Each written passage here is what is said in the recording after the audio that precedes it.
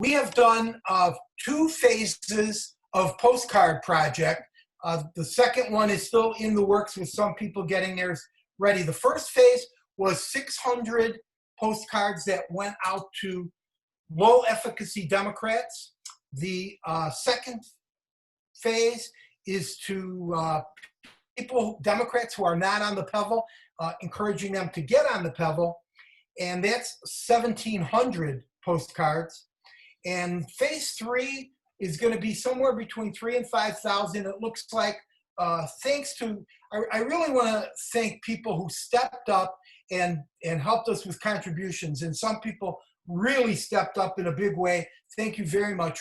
We looks like we're going to have enough money to do a 5,000 postcard mailing for phase 3. And that's going to be to encourage people to actually vote. Send in your ballot early, get to early voting, and avoid any kind of bottleneck with the Postal Service. And I've done a number of Zoom meetings recently with different Democratic organizations about what's going on in the Postal Service, with some information that I've gotten from people in the field.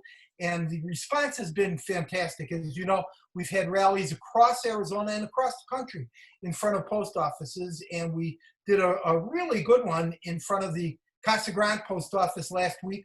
Pat and I were driving to it. And we thought, well, if 6 or 8 people show up, we'll be happy. There were over 30 of us that were there. We had some pictures and got an article in the newspaper, in the Dispatch, we got mentioned. So thank you to everybody who's done that. So I just want to make 2 quick announcements, and Holly is supposed to be with us. I don't know if she's on yet, but she'll be talking about this a little more. 2 things. We still need poll workers. We're worried about a couple of things with poll workers and poll observers. We're worried about not having enough polls open because we don't have enough poll workers. And we're worried about intimidation factors by the Republicans. So we need workers, Democratic workers, and observers. And again, Holly's going to talk more about that, how you can get involved with that and help us across Pinal County. Also, they have opened up the process for becoming an appointed PC again. So the Pinal County Democratic Party Chair, Holly, can now appoint people to become appointed PCs. It becomes effective. Your appointment will become effective sometime in October. We need to encourage our members and Democrats at large to become PCs, to be a voice and a liaison between the Democratic Party and Democrats in the precincts. So with that said, I believe I have all of the announcements. I'm going to quickly tell you what the agenda is going to be like. Leading off is going to be Lisa Fitzgibbons, who is on the Casa Grande City Council, and she is Vice Mayor of Casa Grande. She's going to update us on everything that's going on in Casa Grande. Then we're going to have our featured candidate is Sharon Girard, who's the Democratic candidate in LD8 for the State House of Representatives.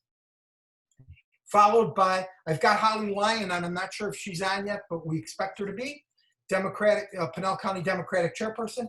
And then Teddy Lake, who is our leader for Arizona Democratic Party's mission for Arizona. And she's going to be coordinating all of the volunteer stuff that goes on in our neck of the woods. That will be followed. We've got a couple of candidates that are going to give us a couple of minute updates on what's going on with their campaigns. That is LD8 Senate candidate Barbara McGuire and LD11 Senate candidate Joanna Mendoza. So that's the agenda for tonight.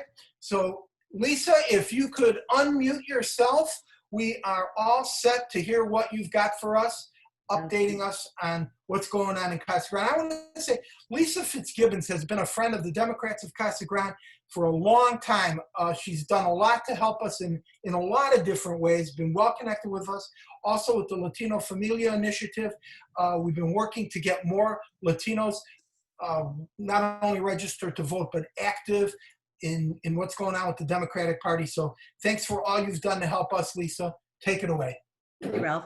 Oh, good. That I didn't know how I had to do this. The host has spotlighted. Okay. Well, thank you, everyone. Hello to everyone. I just wanted to, I think, I probably know many of you. For those of you that don't, I just was elected to my third term on city council, just in the primary. So for those of you that are in Casa Grande and voted for me, I just want to thank you for your vote and your confidence in me to serve again on the council.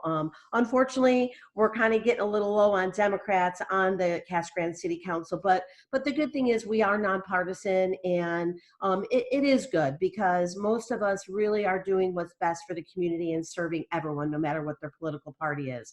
So again, I look forward to serving 4 years. So as far as just kind of giving a little recap, I don't want to take up too much time, but I try to, think of the main areas that you would want to hear about today. And of course, the first one is COVID. I'm sure many of you are watching all the numbers and everything. And as you know, the numbers are going down across the state, but we received a little bit of bad news today for Pinal County, because even though the numbers are going down, we've been in the yellow zone to reopen. Today, because of Florence and Eloy, the prison population, the numbers are a little higher, so they're putting us into the red zone. So our mayor was really disappointed today, because it's unfortunate that, because it's the prison, there's nothing we can do. And because there's 10,000 people that are in the prison, when you get those numbers high, it affects us. So you're going to read that in the next day or two, and it's very unfortunate. We're bummed because we were ready to move forward on opening up some of the locations in the city. So we're facing a lot of challenges, like everywhere else, as far as returning to schools. Our superintendents have done a fantastic job in and the teachers in trying to develop plans in the schools. So we've been working closely with the elementary and high school district, but it looks like they're going to be going more. The elementary school district is going to be going in person in October, and then the high school is doing a modified schedule, and a couple different options. So as far as testing locations, it's getting a little bit better. We are contracting with Pinal County to do free testing at the Len Cola Center here in Casa Grande on a regular basis. So we're hoping to get that finalized soon. As far as this weekend, there is going to be testing at Horizon Health Centers on Saturday. So if anyone needs testing, make sure you let them know. So we are still pushing testing. It's on the top of our minds, even though I know the CDC, there's some recent, changes in their guidelines, but, of course, we still think it's really critical to slow the spread by getting testing sites out there. So we're on top of that all the time. You've heard probably a lot about the CARES Act funding. And so the city of Casa Grande received $6.7 million from the state for the CARES funding. Now, when they allocate that money, and I know many of you probably know this, but when they allocate it based on population and to the cities, it's really designated to public safety. And then that, if you use that towards your public safety, then it frees up money in your budget for some people. I mean, the city of Casa Grande's in a pretty good shape, so it's freeing up money for us to use some of those funds to go into the city and see what we can do to help community members. So since we are doing okay, we actually had $40 million in a reserve with the city of Casa Grande, and we're really proud of that. It's taken years. I've been on the city council for 10 years, and we're all pretty good at maintaining that reserve and not tapping into it. So now we're kind of in a position where we may have to, but when we put our budget together, we didn't have to tap into that for our budget. So we are taking half of that $6.7 million and putting it into the community for rental assistance, utility assistance, and working with nonprofits. So currently the city has an application online. So if any of you know any businesses in the city of Casa Grande that are hurting, and if they can show that they've had a reduction in revenues by 25%, they are eligible to receive 3 months of utilities and rental assistance with a maximum of $10,000. So that application is currently online. We are reviewing them. We've actually actually approved a few and are starting to disperse those funds this week. But it doesn't end till September 11th. But for those of you that know businesses and nonprofits, I would recommend people get their application in soon, because it's a first come, first serve. And we're hoping to really get this money out there, because we're not behind the eight ball, but we're really cautious in how we were monitoring how we were going to disperse those funds. So again, it's for businesses and nonprofits that are showing that they had to alter some of their programs to satisfy the community's needs. And then we're working with some of our nonprofits to do rental assistance and utility assistance. So CARA, United Way, Against Abuse, were designated funds for them. Instead of that people going through the city and us giving so many checks, those agencies are going to disperse the funds. And then we also use some of that. We're keeping in reserve $3 million of that, because we don't know what the next 3, 4, 5 months is going to bring us with the city. So we're going to keep part of that in our reserves. And then we also are going to use some of those monies for a project that we've had in our budget year over year, and we haven't been able to fund it. So we're hoping to use some of those monies for body cams in our police department. It's something, believe it or not, the city of Casa Grande doesn't have. And it surprises me. I've been an advocate, not because I don't, it's not a blue lives matter. It's more, I truly feel that body cams protect everyone. It's all about transparency. It's about, safety for our officers, as well as safety for our community members. So we just haven't been able to fund it. So we think that this is a perfect time to fund it, especially during these trying times, with public safety. So that's just a little bit about the CARES funding. If anyone has any questions, you can definitely access that application on the city's website and try to get the word out. As far as economic development, of course, that's big for us. And being in Casa Grande, I mean, we have a lot going on. And even with COVID, we've been working on projects that are really moving now. So the biggest project right now is Lucid Motors. I'm sure many of you have heard of Lucid, which is going to be going out on Thornton Road across from the Walmart Distribution Center. If you haven't been out there, the building is going up, it's amazing. So it's an electric car company. On September 9th, they're having their virtual kickoff in introducing their car. They currently have hired approximately about 125 people to work, and many of them were trained in California, because that's where their headquarters is. And so, but now those employees are back in Casa Grande, and they're working at the site. They don't believe that the actual production will go until first quarter 2021, but they're hoping to assemble some of the cars within the next 30 to 60 days. So there's a lot of movement. I know there's been hesitation on, is this going to come, and will it really come? And it really is. So I urge you to go online and look up Lucid. It's amazing product. Of course, they pride themselves in the way they're different than many of the other electric car companies is their battery life. They have a patent on a battery that is very unique compared to Tesla and some of the other car companies. So we're really excited, and that's moving forward. Of course, with Lucid coming, it brings a lot of other small businesses that will supply Lucid. So the city, our economic development has been working with some of those companies. And so we know that over, the next year or two, there's going to probably be a lot of other companies coming in to supply and work with Lucid. The other large company that many of you have probably heard about is called Nacero. And we've been working with them for several years, and it's a natural gas company. And so it's a refinery. So we are, again, a couple hundred jobs. It's right across from Abbott Labs in the industrial area there. They're really moving along. We're excited of, what they're bringing to the community, about the number of jobs. And again, there's going to be a lot that follows them once they come. Now, we are still in the final stages of approving some of the development agreements and things like that. So we're still another year and a half out for Nacero, but that's a big company that you're going to be hearing about. So, we, again, there's, on top of all the other, businesses we have, there's a lot of prospects in the works right now.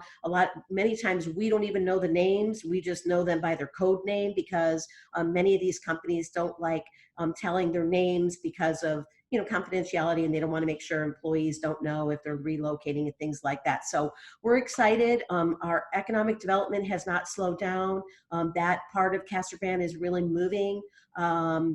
So we're excited about that, and it's really helped us with our budget process because when we sales tax dollars are kind of flat, which is good. We were really worried with COVID that the numbers were really going to tank, and so the numbers are pretty flat. And what's helped us with the city of Casagrande is our construction sales tax dollars.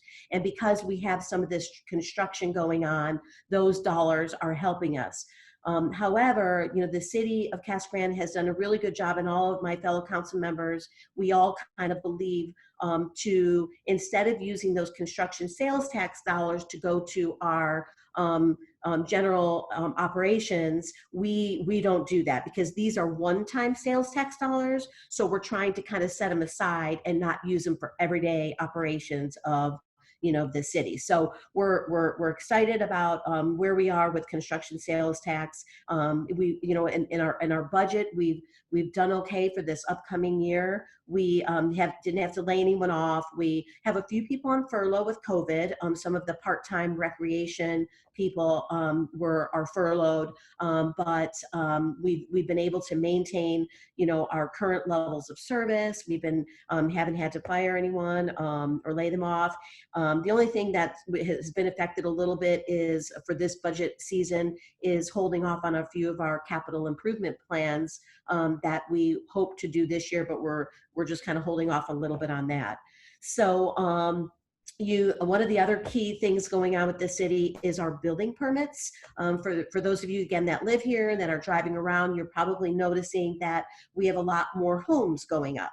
So, we've been doing studies, and when we did our homeless study, and, we're finding that the city of Casagrande is really short on affordable housing and workforce housing. So it's been a priority for us to try to get more diverse housing projects in the city. So not only do we have single family homes coming in, but we have a couple projects that are more affordable housing, senior housing for that population that doesn't want a big house with the yard. And so we have a couple of those that are coming up, and our building permits for housing is up 46% versus last year. So you're going to see some of these subdivisions are starting to build up again. And and when you look at, my sister's in real estate and lives in Phoenix, and it is just crazy, with houses that go up for sale, and people are putting bids, over the amounts that is asked for. And so we really feel that the housing market here in Casagrande, when we start building, we're going to still start seeing some of that growth in the community. So, and then the other thing that's critical for us right now is the census. I know all of you know how important the census is, and I just ask for you to, share on your social media, share with your family. We have the census coming up. The deadline is September 30th. There's been many challenges for the Census Committee. This time around, they've of course extended it for the application date, and it was going to go until I think November or December, and now they bumped it back up to September 30th.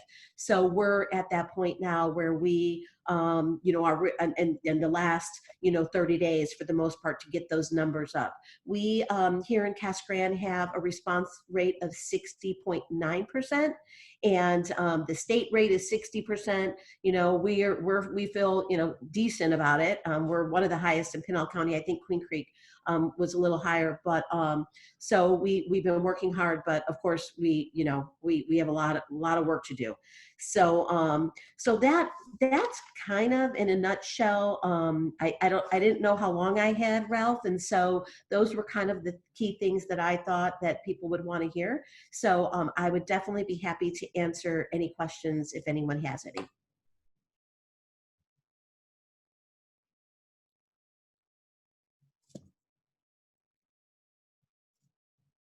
So This is I have a Jim. question, Lisa.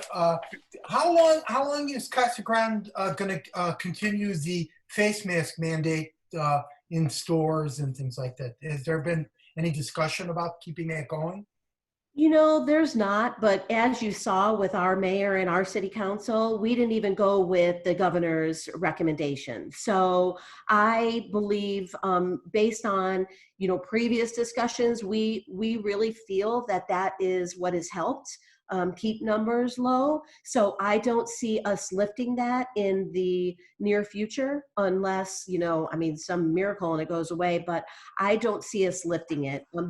You know, I mean, and I think people are starting to get used to it. I mean, you see now with once the, you know, we mandated it. I mean, it's just, you know, natural now. People carry them and wear them, and so I'm really hoping that that isn't lifted anytime soon. But we don't have a date, and we will not follow. You know, if the governor, well, the governor doesn't even have a mandate, so I guess it doesn't matter. So, you know, we'll continue to keep that. Good.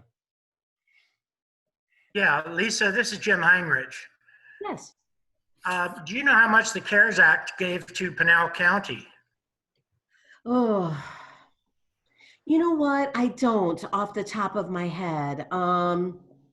I'm sure it was in, you know, some of the paperwork or, you know, whatever, but I really don't know. I would imagine you can probably go on Pinal County's website. You know, of course, Pinal County, I heard, is not giving any of their money to Casa Grande people. So, I just heard that in a meeting on Monday, but I apologize that I can't tell you exactly what that is. I understand. The reason I ask is related to Kenosha, Wisconsin, Mhm. and our sheriff forming his citizen posse, Mhm. as I call his white supremacist vigilante group. Mhm. I'm appalled. I am totally appalled at this man. I know. And if he's given money from Trump, there's something totally, but this is a bad situation. Yeah, and I don't know if Pinal County, you know, is giving him in his posse, or I haven't seen it, but I know they have an application online, and I think they've started to distribute their funds. So, you know, it is public record. So I'm sure, you know, you can always look into that and see if, you know, any of those monies were designated to his group or, you know, but I agree. It's been kind of, I don't know. It just shocks me that that's going on, but Everybody keeps silent about it. It's appalling. yeah. Yeah, it is. Okay, we probably have time for one more question. Does anybody have one more? Yeah, actually, I just wanted to ask, what challenges do you foresee in trying to get affordable housing in the area? I mean, I know you mentioned that there's some projects, but what challenges do you see, and what do you think the state legislature could do to help with those challenges? Well, I mean, the challenges are just getting the housing, you know, projects here. And, you know, but it's hard because, you know, when we did our surveys with affordable housing, you know, we're finding that there is a shortage of 1 bedroom and 2 bedroom homes or apartments. So, you know, it's just getting people to invest in the community and build these particular projects. You know, our apartment complexes are almost at capacity. You know, they're at 90%, almost every single one here in the city of Casa Grande. So we've been, you know, pleased with a couple of these investors that are coming in and building these projects, but we still have to look at, but there's still a reasonable amount of money. So I think we still have to look at, you know, something for low income. And so I think that, you know, we're currently working with Chicanos por la Causa because they have some funding. And so if we can get some land, you know, donated land where, you know, we can have some of these organizations come in and build. Chicanos por la Causa has something very similar in Phoenix. So they're looking to come in and build in Casa Grande. So, and I think that as far as the legislature, you know, the whole thing with the opportunity trade zones, that's really been helpful because I think on certain parts of the city, I think it's on the east side, there's some opportunity zones where investors can come in, and there's a couple designations over there that could really help with investors that want to come in and build, you know, affordable housing on there. So it's really getting the investments, it's getting the land and the partnerships. I mean, if you can, you know, help us with those partnerships with organizations like Chicanos por la Causa and give, you know, funding to organizations like that, because there's definitely a need. And, you know, when we look at homelessness, you know, so many people, I got so frustrated because I'm on the homeless, we started a homeless task force here in Casa Grande, and so many people thought that it's just the people in Peart Park that are hanging out, and people don't realize the extent of the homeless population. You know, there are people living in couches, there's, you know, 15 people living in a house because they have nowhere to go, you know, so and a lot of it is because people work, but they can't afford houses, you know, especially something, you know, bigger than a 1-bedroom or 2-bedroom home. So there's definitely a need. And, you know, we just have to, and that's why we're calling it workforce housing instead of affordable housing, because there's people that they're not out of a job. They just can't afford some of the housing that's out there. So, yeah, so that's kind of, you know, some of the things, and it's a priority for us. I mean, the mayor has been on top of it, all the council. We have 1 or 2 council members that don't agree with the zoning and the density because, you know, of course, we have to change some of our density guidelines, and some people are just a little more old-fashioned and want to stick to where we are, but we have to be a little bit more open mind to what the demand is and what people want. And so we have been doing that with the last couple projects that have come in, is changing the density guidelines and zoning and things like that. So it's been a little challenge, but we have the majority that's pushing for this. Okay, time. Thank you, Lisa. All right. Thank you, Lisa. Thank you very much. Thank you.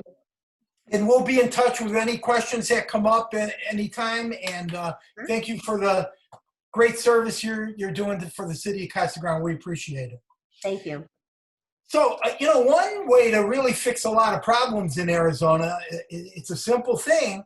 That is, let's flip the damn legislature. Let's elect more Democrats to the House of Representatives, to the state Senate. And our next speaker is going to be our next Democratic State House of Representatives member, Sharon Gerard from LD8.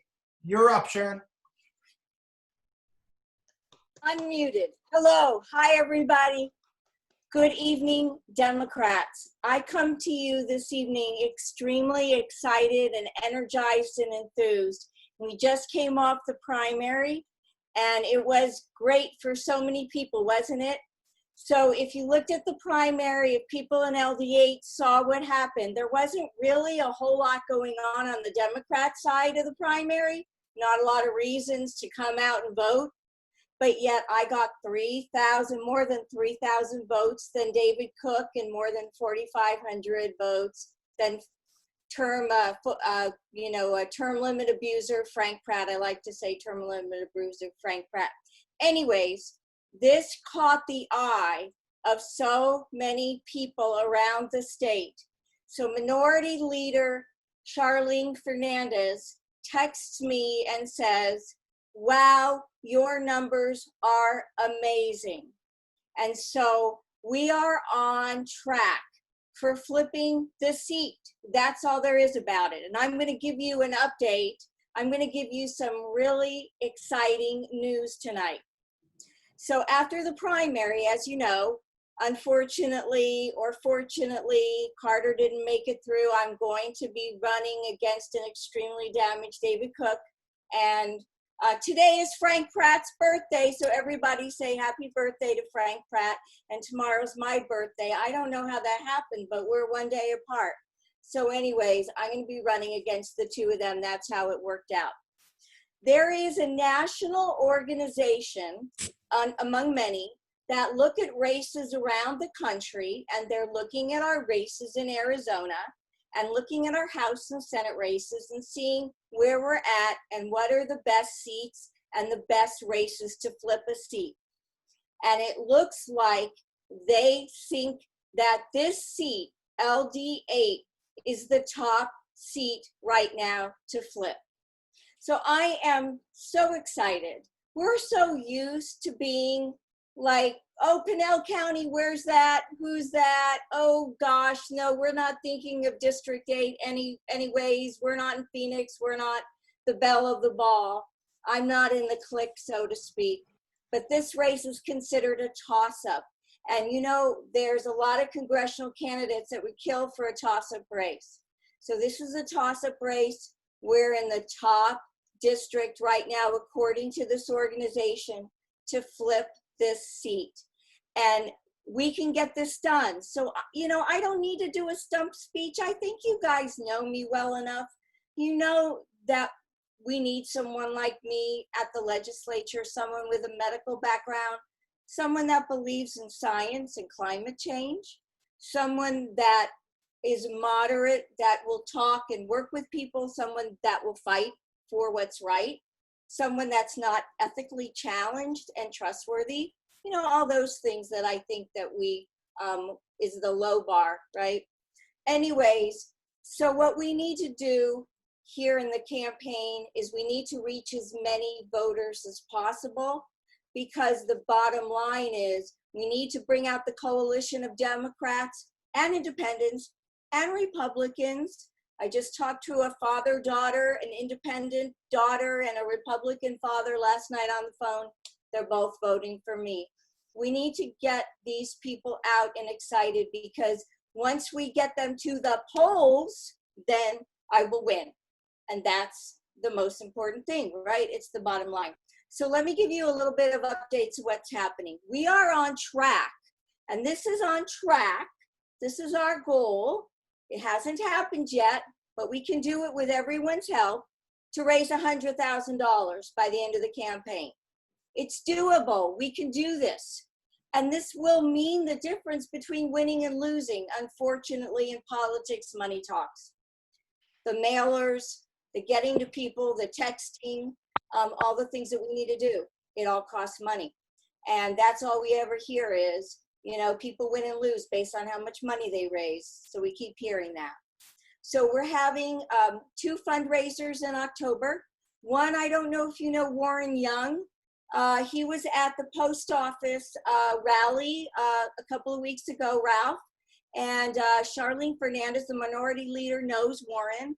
She's going in on him with a fundraiser for me on the 13th in Casa Grande. These are all virtual, of course, nothing in person. And Mark Robert Gordon, who ran for Secretary of State a couple of years ago, who's an election lawyer, he's doing one on September 11th for me, another virtual one. So if anybody's interested in taking part in any of this, or you want to push this out among friends or anyone, we're still raising money, and it would be great to get that out there. We're also doing a really good wine tasting. Excuse me? Time? Yeah. Talk really fast, You're Sharon. telling me Time's up.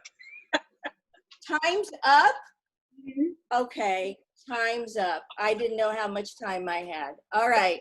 So I guess my time is up, and so I got through that, and that's all I guess I have to say. I will put the rest in the chat about the fundraiser and how to get in touch with us. Okay, thanks everybody, and it's good to see everybody again. Bye-bye. Thank you. Thank Thank you. you, Sharon. Thank you, Sharon. And all good news. And we all need to, whether we're in LD11, LD8, we're the Democrats at Casa Grande. We need to help candidates in both of the LDs. And Sharon's campaign is certainly one that I plan on helping. So I'm encouraging you to do as well.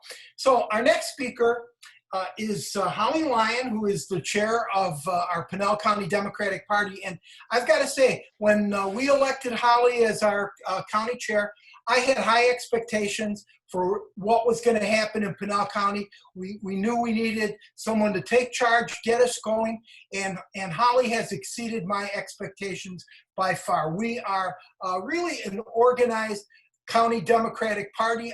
I'm excited about what we're going to be doing over the next couple of months and even after that. So thanks for all you've been doing to get this going, Holly. We really appreciate your work, and take it away. Well, thank you, Ralph. Gosh, I haven't had an introduction like that since the last house party we had together. So, Robin, how long do I have to talk? I'm just kidding. Just a quick update what's going on. I know a lot of you, most of you have gotten the blast that Ralph sent out, or Betty, or whoever does that, about how we need poll observers and also poll workers, and several of you have responded. So I really, really appreciate that. I have well over 55 people so far across the county, and I'm shooting for 100. So, and you all have really chipped in. I appreciate it. Just to let you know, you can see my background. We do fundraise also, but the main reason that we are fundraising is because we're doing voter guides. That is our primary. I mean, we're advertising a little bit, and you will see some advertising in the Hispanic, the special Hispanic mailer or section of the Casa Grande Dispatch that's coming out in September.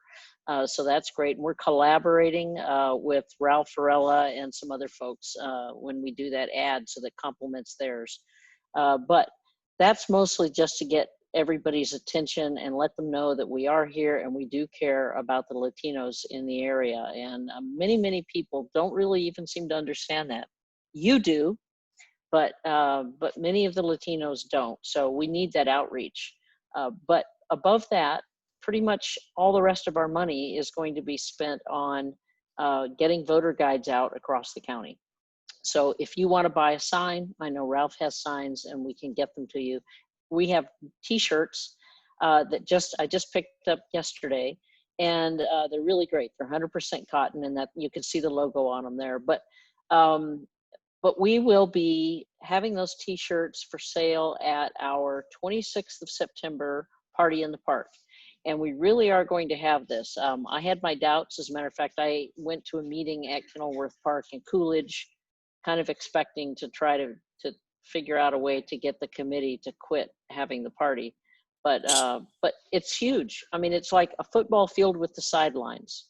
So we're going to have those little utility flags, you know, that you stick in the ground about every 8 feet for separation. I bought 50 pool noodles so that people can, you know, hand them out, or, you know, extend them from their arms and figure what 6 feet separation is. Everyone will have to wear a mask, etc. So we really are going to have this. And Mark Kelly has said that he will show up if we have it in person. So come to the Party in the Park. It's 5 to 7 p.m. on September 26th. And it's at Kenilworth Sports Complex in Casa Grande. I'm sorry, in Coolidge. So, but all of this money, and this is a replacement for our gala, whatever we can make, and we're not going to make a lot at that, but we will make some, will go to voter guides. And we are collaborating with the LD11 committee to put together voter guides and distribute them in the Pinal County part of LD11 also. So that's our big ask. That's not only does it tell people how to vote, but it also will reach a lot of independents and Democrats who probably aren't even paying attention. It's hard for us to know who those people are. It's hard for us to even believe they exist, because anybody who's on this Zoom call really cares and already is paying attention. But I learned one thing as a candidate, how incredibly blind so many people are to politics until they get their ballot and that ballot's facing them and they go, gee, who do I vote for? And just because they're a Democrat doesn't mean they're going to vote for Democrats. But even more than that, you need to think about single shot. And you need to think about single shot for Sharon. You need to think about single shot for Felipe Perez, They're both the only Democrat running for the state legislature House seats. And if you tell people only vote for them, do not use your second vote, right? And the theory behind that is if an independent is going to vote for cast two votes, they're going to vote for one Republican and one Democrat. Many of them will. If there is only one Democrat on the ballot, then that Democrat will get all of those votes. The Republicans have two, and so the Republicans will split those votes, and that gives the Democrat a leg up. So that will also be on the handouts that we put out on the voter guides. There'll be a little information about early voting, et cetera.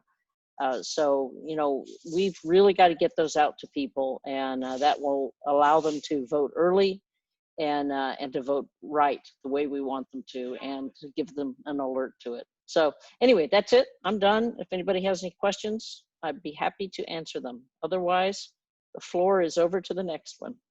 Holly, I have a question. Sure. I'll put in two things, but I'll put in the same question. I mentioned before you came on that we're still looking for poll workers and poll observers. Yes. And the second thing was PCs, appointed PCs are back in business. So if you could just touch on those two. Sure. So on election day, poll workers actually work for the elections office, the county elections office. And poll workers are inside a polling place. It's about a 15-hour day. Of course, you get breaks and stuff, and there's a team of people.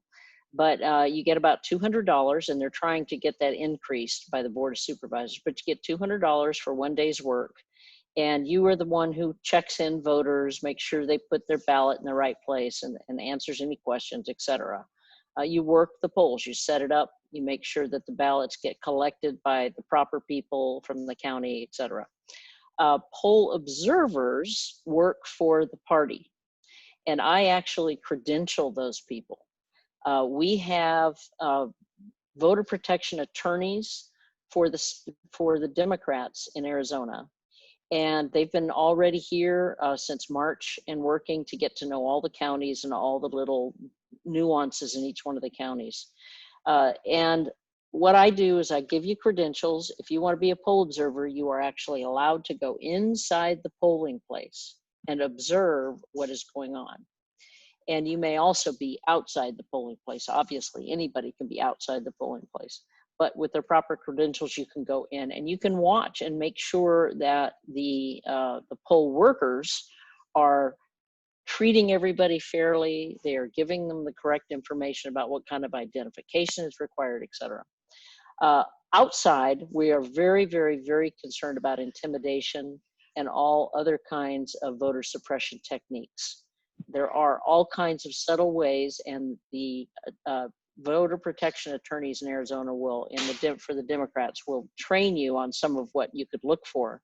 Give you an app to put on your phone so you can make reports immediately, and of course you'll have access to the hotline and you can call for help if you feel like you need it. We have about 100 polling places in Pinal County, and I would like to have someone at each one of those polling places during peak hours. So, you know, I suppose if you were to assume that there would be voting in the morning and voting in the evening by most people, that's 2 shifts. It'd be nice to have 200 people, but if I can get 100, that's 1 person for each polling place. That would be fabulous. If you are a poll observer, you can actually sit in your car if that's all you want to do, but just sign up. I'll work with you to figure out where you're going to go and how you're going to do it, and you'll get training. PCs. In the past, we always thought that after the primary and before the reorganization of the county party, the county chair could not appoint PCs. That is not true. I had a long conversation with the elections office today, and I can actually start appointing PCs.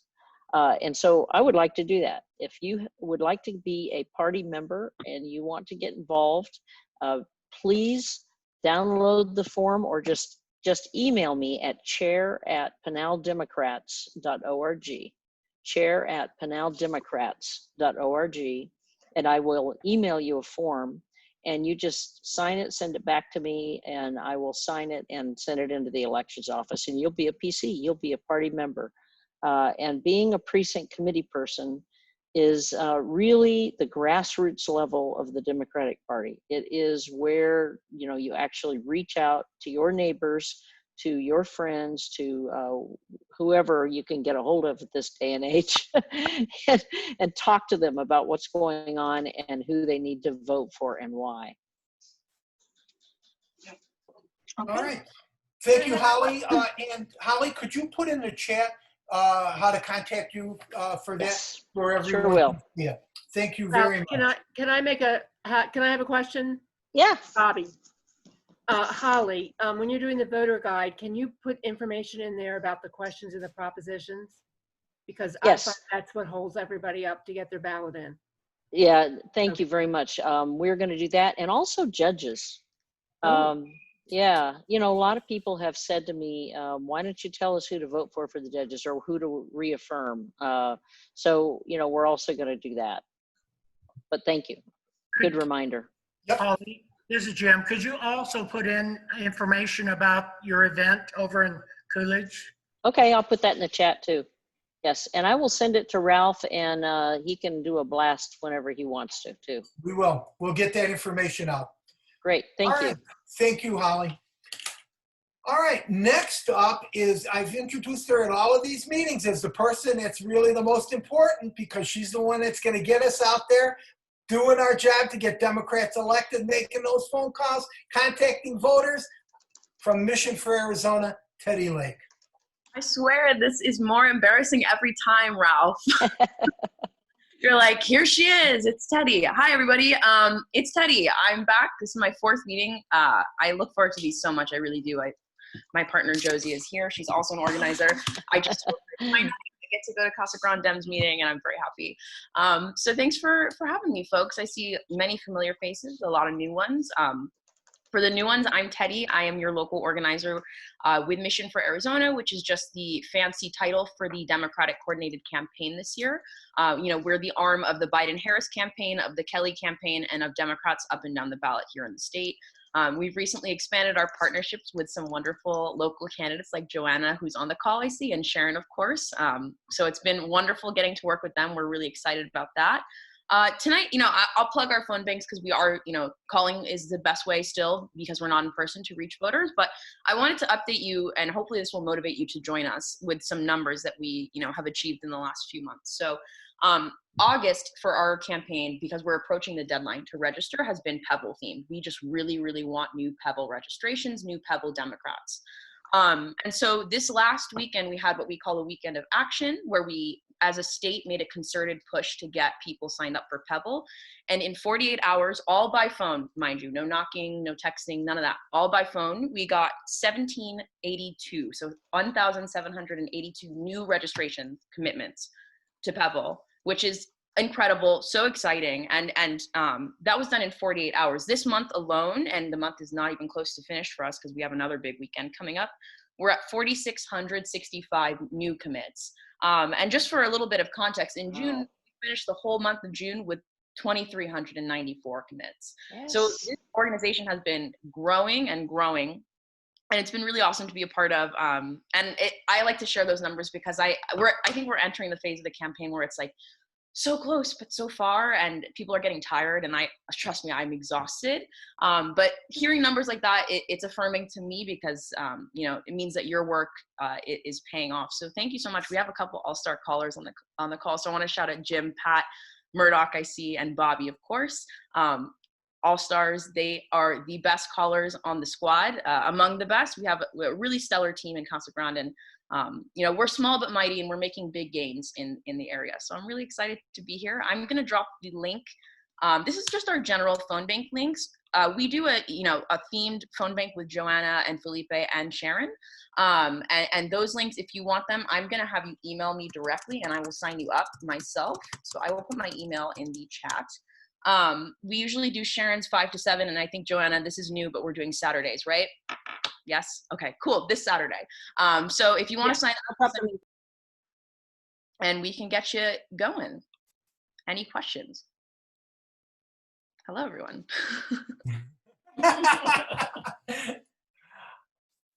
All right. No questions. You gave us all Hi, the wait. This is Senator McGuire. And I'm a clean elections participating candidate, but I was given information today that I can volunteer to participate in phone banking events.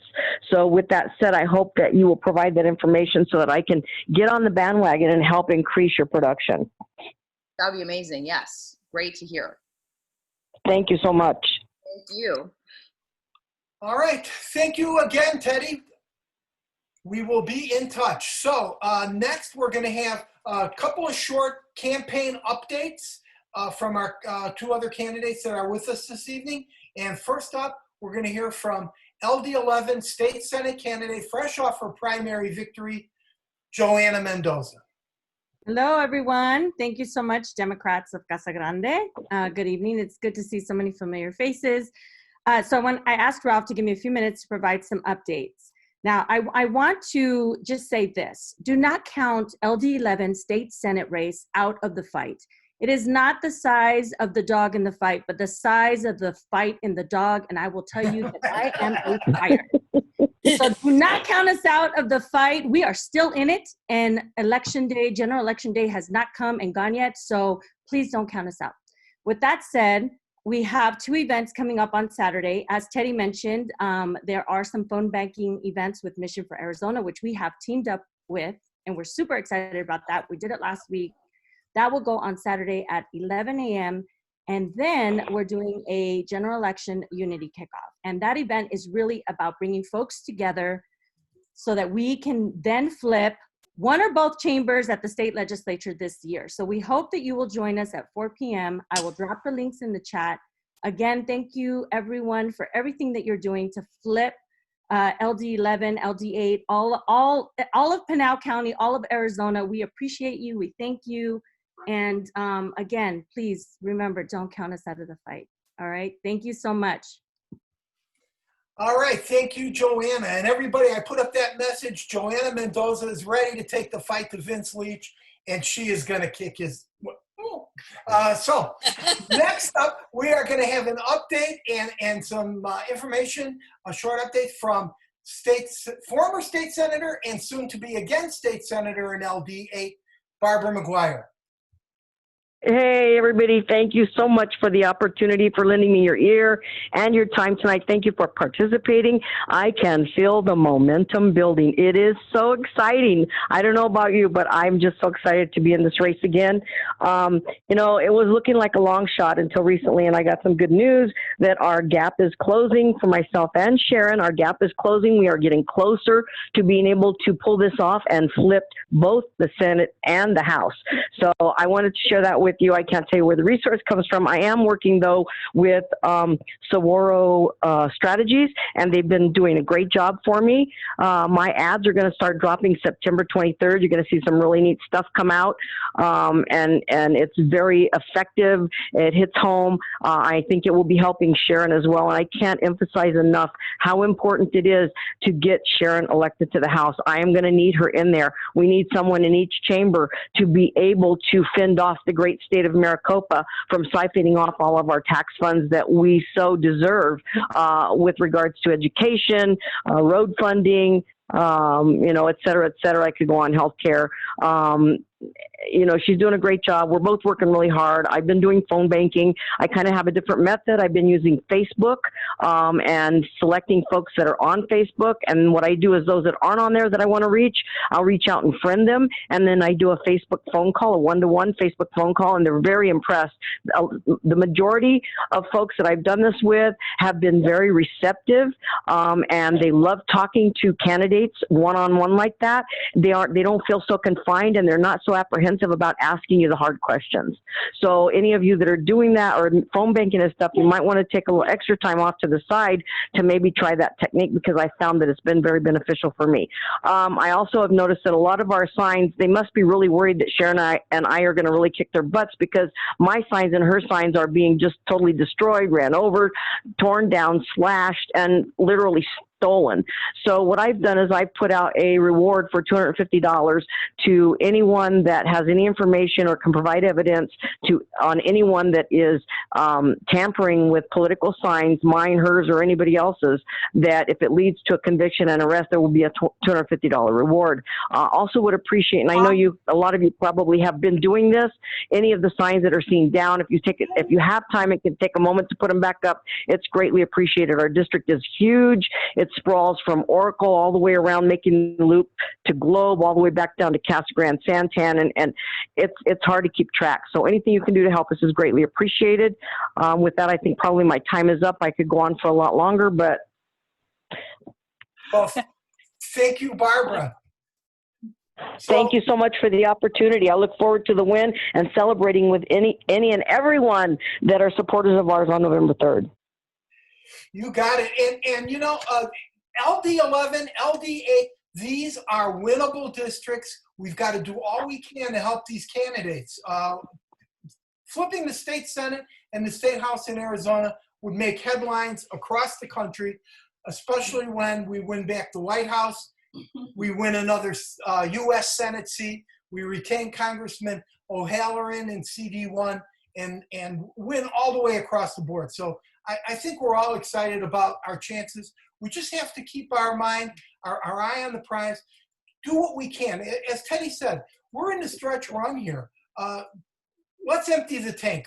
Democrats at Casa Grande is going to empty our treasury. We need to empty our tank.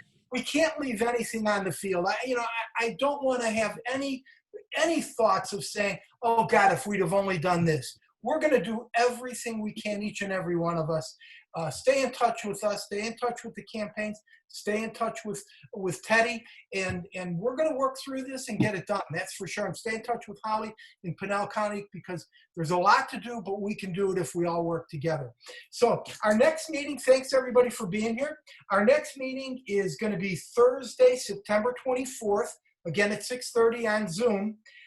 Don't have our featured speaker locked down yet, but it's going to be somebody that everybody is going to be very excited to hear. I'm not going to even tease you about who it is yet. We're going to have as our featured candidates, because the general election ballots drop in early October, we've changed our format slightly. So Senator McGuire, you're going to be on that September 24th meeting as one of our featured candidates, along with LD11 State House candidate, Dr. Felipe Perez.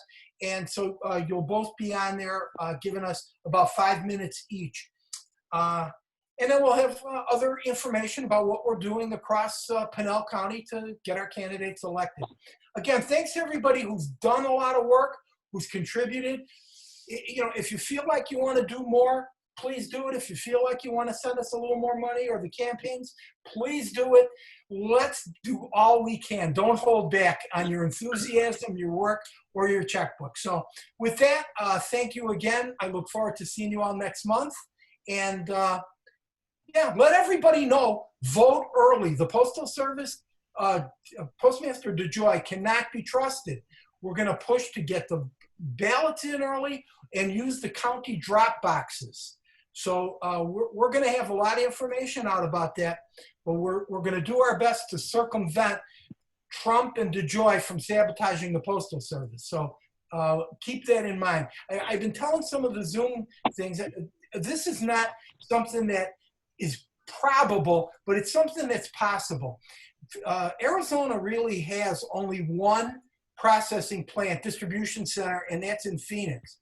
The one in Tucson really isn't an actual distribution center any longer.